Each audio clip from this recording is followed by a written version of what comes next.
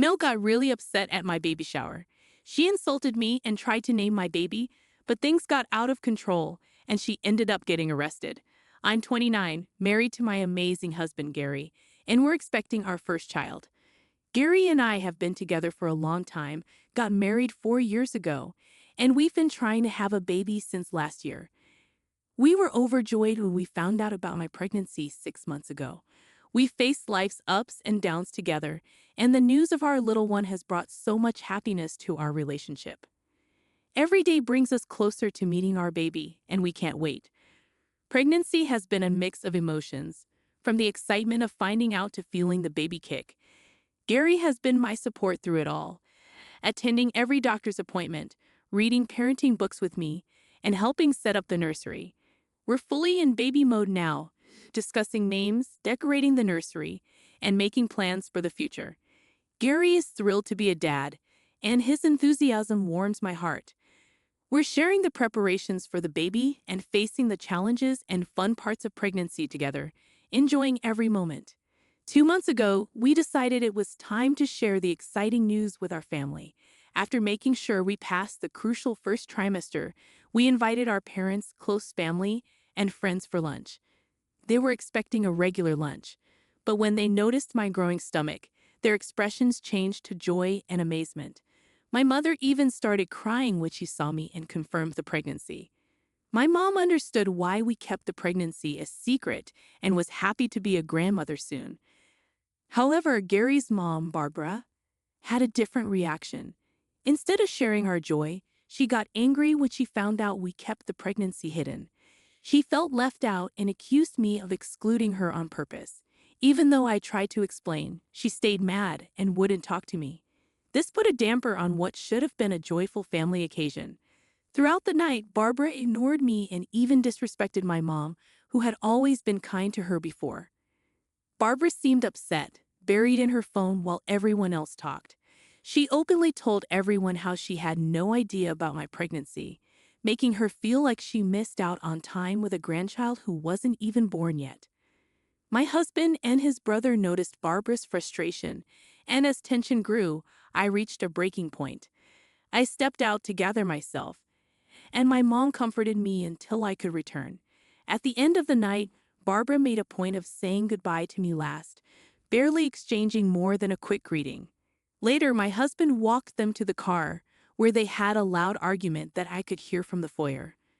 Barbara used the opportunity to complain about me, making the situation even stranger. Luckily, all our guests had left by then. It was just my parents, Gary, and his parents left. Barbara angrily confronted Gary, expressing disbelief that I had the audacity to keep the pregnancy a secret from her, claiming I didn't consider her family. My husband calmly explained that we waited until it was safe to share the news, but Barbara started yelling. Their conversation went like this. Barbara, this is our grandchild. I deserve to know from the beginning. Gary, Mom, it's not about deserving. It was a decision we made together. We wanted to be cautious. Barbara, cautious? I am her mother-in-law. She should have trusted me. This is all her fault. My husband lost his temper, telling his mother it was their decision, and if she blamed me, she should blame him too. He asked her to stop attacking me and leave to cool off.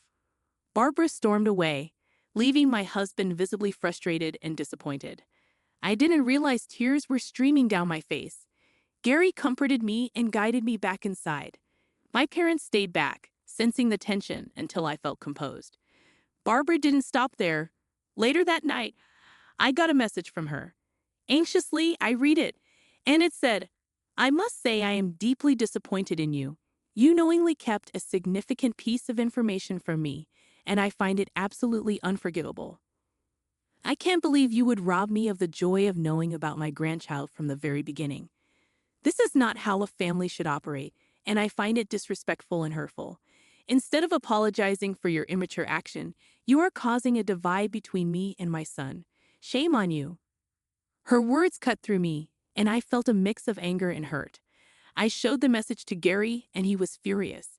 He couldn't understand why his mother would react so negatively and blame me. Gary decided to call her, warning her not to send such negative messages, as it might distress me further. He even threatened to cut her off if this behavior continued. Gary's words and angry tones seemed to have an impact on Barbara. Faced with the possibility of being cut off, she changed her tune. Instead of acknowledging her own role in the conflict, she proposed a solution. She claimed the only way she could forgive us was if we allowed her to throw us a baby shower. This sudden turn of events left us surprised and skeptical about her motives. She pleaded how nothing would bring her more joy than to throw a grand celebration for me and her grandchild, taking care of everything. Gary looked at me curiously, but I remained skeptical. Barbara's sudden change of heart seemed more like a tactical move to regain control and assert her dominance, rather than a genuine attempt at reconciliation. Despite my reservations, Gary, always wanting to find a middle ground and keep the peace, entertained the idea of accepting her offer. I expressed my concerns to Gary, stressing that accepting her offer might only fuel her belief that her behavior was acceptable. Gary understood my perspective but hoped that allowing his mother to throw a baby shower could be a way for us to mend fences before the baby arrived. I reluctantly agreed, and Gary informed his mother to go ahead with the planning for my baby shower. She was overjoyed and expressed her gratitude for allowing her to take charge. Despite entrusting her with this responsibility, I assumed there would be some level of collaboration where she would seek my input and consider my preferences for my own baby shower, with the event still a month away. I expected more detailed planning for my baby shower in the coming week. To my dismay, my mother-in-law went rogue, taking charge of everything without consulting anyone, including me. When my mom tried to discuss the baby shower with her, my mother-in-law simply said everything had been decided, and it would be a surprise for me. The lack of communication and consideration left me feeling disheartened and frustrated. On the day of my baby shower, the air was filled with a mix of excitement and tension. I arrived at the venue, a local banquet hall, surrounded by close friends eager to celebrate our upcoming little one. However, I couldn't help but notice the outrageous decorations my mother-in-law had chosen. A sea of brown and beige balloons, creating a theme that was entirely her creation. I absolutely hated the decoration. It looked like a misguided attempt at a safari theme gone wrong. The overwhelming presence of brown and beige clashed with the vibrant atmosphere I had envisioned. I had imagined soft pastels and delicate touches, but my mother-in-law had gone the opposite way. Tension escalated when I saw an eye-catching display near the entrance. An enormous banner featuring an elaborate collage of my husband's baby pictures with Barbara. Everyone looked confused, wondering why she chose to display my husband's baby pictures during my baby shower. She laughed it off, saying she expected our baby to look exactly like my husband, and she was proud of how cute he was as a child. I stared at her, trying to comprehend if she had lost her mind. It was clear she was determined to make the day more about her experiences as a mother than about the imminent addition to our family. As more guests arrived, their expressions ranged from confusion to polite discomfort. Looking around the room, the sea of brown and beige balloons, coupled with the towering banner showcasing my mother-in-law and my husband, created an ambience far from the elegant and joyous atmosphere I had envisioned for my baby shower. I exchanged apologetic glances with some of my friends who clearly shared my sentiment. When my mother walked in, her eyes widened in shock as she observed the horror my mother-in-law had unleashed upon the venue. Her eyes then locked onto the banner, and I could sense her disbelief at the audacity of showcasing a college that seemed more like an exhibition of my husband's childhood. In a bold move, my mother walked over to the banner. Her expression shifted from disbelief to determination. Without uttering a word, she firmly grabbed hold of the banner, decisively removing it from its prominent display. The room fell silent, and all eyes turned toward my mother as she carried away the intrusive display that overshadowed the celebration. I couldn't help but feel a surge of gratitude toward my mother for her unwavering support. My mother-in-law, who was busy talking to other guests, looked in horror as my mother threw the banner into the dustbin. In a disapproving tone, she asked what my mother thought she was doing, insisting the banner was a special touch to celebrate the baby and the family. Undeterred by the disapproval, my mother responded with a firm yet composed voice, asserting that the celebration was about me and my baby, not a showcase of my mother-in-law's personal achievements. The guests around them were drawn to this unexpected confrontation. Undeterred by the disapproval, my mother responded with a firm yet composed voice, asserting that the celebration was about me and my baby, not a showcase of my mother-in-law's personal achievements. The guests around them were drawn to this unexpected confrontation. My mother-in-law, sensing the attention shift, tried to regain control of the situation, explaining she thought it would be nice for everyone to know who was responsible for the event's beauty. She wanted everyone to see how cute Gary was as a child. However, my mother continued, reminding her that she begged me to allow her to throw the baby shower, and that it wasn't a platform for her personal agenda or an attempt to steal the spotlight. The room hushed as the exchange unfolded, with guests glancing at each other uncomfortably. Realizing her attempt to dictate the narrative had backfired, my mother-in-law retreated with a forced smile and returned to her conversations with other guests. Despite the tension lingering throughout the event, the baby shower continued, with me trying my best to focus on the positive energy for my friends and family. I thought there wouldn't be any more surprises from my mother-in-law, who seemed to be drinking a bit too much for a baby shower. We played various party games, and the guests were slowly starting to enjoy themselves. Then came the gift opening session, and everyone's thoughtful gifts for my baby were pleasant surprises. However, my anticipation turned to bewilderment when my mother-in-law handed me a conspicuously large gift box with an exaggerated smile. The room fell silent, and I felt a mixture of embarrassment and frustration. My mother looked at her angrily, and the guests exchanged awkward glances, unsure of how to react. Trying to diffuse the tension, I mustered a weak smile and thanked her for the thoughtful gift, suppressing the urge to roll my eyes. The situation escalated during the cake-cutting ceremony. My mother-in-law had ordered an extravagant tiered cake with over-the-top decorations. She made a big show of it, clinking her glass to make everyone look at her. Wondering what she was up to, we all looked at her curiously and waited for her to speak. Barbara then announced that she had come up with the perfect name for our baby girl.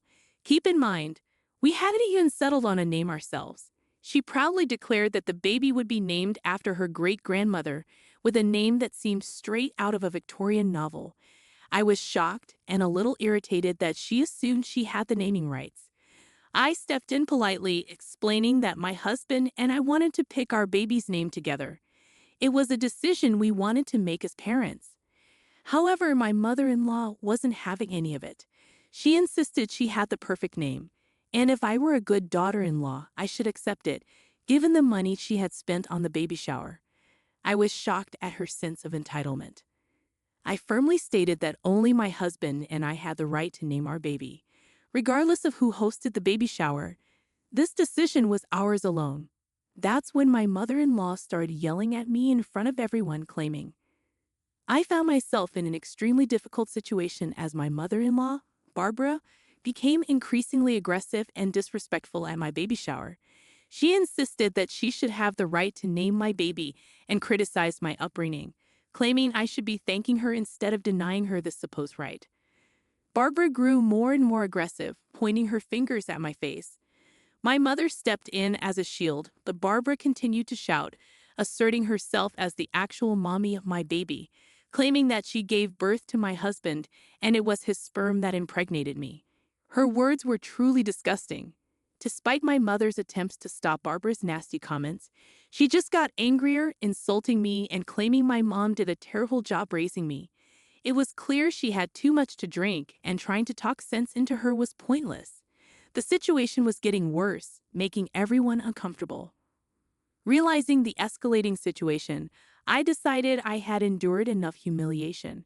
Trying to salvage some dignity, I walked out with the gifts my friends had generously brought, leaving behind the present my mother-in-law had given me.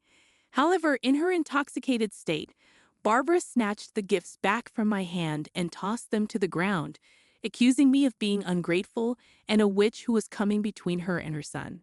The tense atmosphere drew more attention, and I noticed some people starting to film the incident. To contain the chaos, I asked one of my close friends to politely request people to leave the event. Undeterred, Barbara continued hurling nasty accusations, creating a scene that no one could have anticipated.